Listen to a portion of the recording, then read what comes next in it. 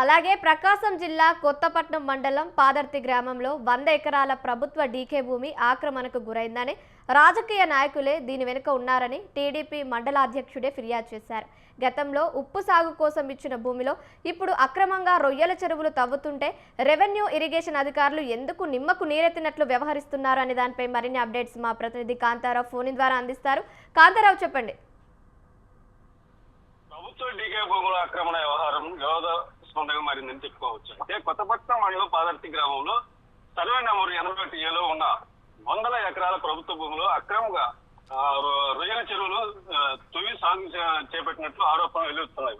అయితే గతంలో ఉప్పు సాగు కోసం నీటికి ఇచ్చిన ఈ భూమిని ప్రభుత్వం తిరిగి స్వాధీనం చేసుకుంది. అయితే అనంతరం కొంతమంది భూమిని పేదలకు పట్టాల రూపంలో పంపిణీ చేసి అయితే మిగిలిన భూమిని కొందరు రాజకీయ నాయకులు ఆక్రమించి రొయ్యల సాగు ప్రారంభించినట్లయితే తెలుస్తుంది. అయితే గతంలో వైఎస్ఆర్ కాంగ్రెస్ పార్టీలో ఉండి ఎన్నికల ముందు తెలుగుదేశం పార్టీలో చేరిన ఒక నాయకుడు అయితే ప్రస్తుతం వైసీపీలో ఉన్న మరొక నాయకుడితో కలిసి ఈ ఆక్రమణకు పాల్పడినట్లయితే తెలుస్తుంది. అయితే దీనిపై టీడీపీ మండల స్థాయి నాయకులే అసంతృప్తి వ్యక్తం చేస్తున్నట్లయితే సమాచారం అయితే ఉంది. అయితే ఆక్రమిత రొయ్యల చెరువులకు ఏదైతే ఉందో పాదర్తి సాగునీటి చెరువు నుంచి నీటిని మళ్లించేందుకు సుమారు కిలోమీటర్ మేర తవ్వకాలు జరిపినట్లయితే తెలుస్తుంది. అయితే అదనంగా బోరుబావులు కూడా వేసి రొయ్యల చెరువులకి నీటిని వినియోగిస్తున్నట్లయితే సమాచారం అయితే ఉంది. అయితే టీడీపీ మండల అధ్యక్షులు ఎవరైతే ఉన్నారో శ్రీనివాస్ రెడ్డి స్థానిక తహసీల్దార్కి లిఖితపూర్వకంగా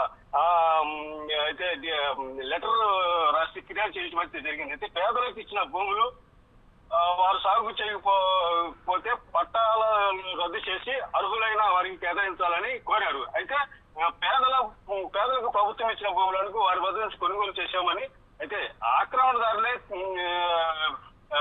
భూములు కొనుగోలు చేసి మేము వాటిని సాగు చేసుకుంటామని చెప్పేసి ఎవరైతే ఆక్రమణదారులు ఉన్నారో వారి చెప్పుల పరిస్థితి ఉంది. అయితే డీకే భూములు కొనుగోలు అమ్మకాలు ఏదైతే చట్టరీత్యా నేరము కొనటము అమ్మటం చట్టరీత్యా నేరం అయితే ఉంది. అయితే రెవెన్యూ శాఖ అధికారులు సమగ్ర విచారణ చేపట్టి అసలు ఈ భూములలో ఈ సాగుదారులు ఎవరైతే ఉన్నారో వారిని గుర్తించి నిజమైన అర్హులను గుర్తించి ఈ ఏదైతే అనధికారికంగా రొయ్యల చెరువులు అయితే సాగు చేస్తున్న వారిపై కఠిన చర్యలు తీసుకోవాలని చెప్పేసి ఇటు స్థానిక ప్రజలైతే అటు టీడీపీ నాయకులైతే ఎవరైతే ఉన్నారో వారు కోరుతున్న పరిస్థితి అయితే ఉంది. Kavya, thank you Kantharao, thank you for the updates.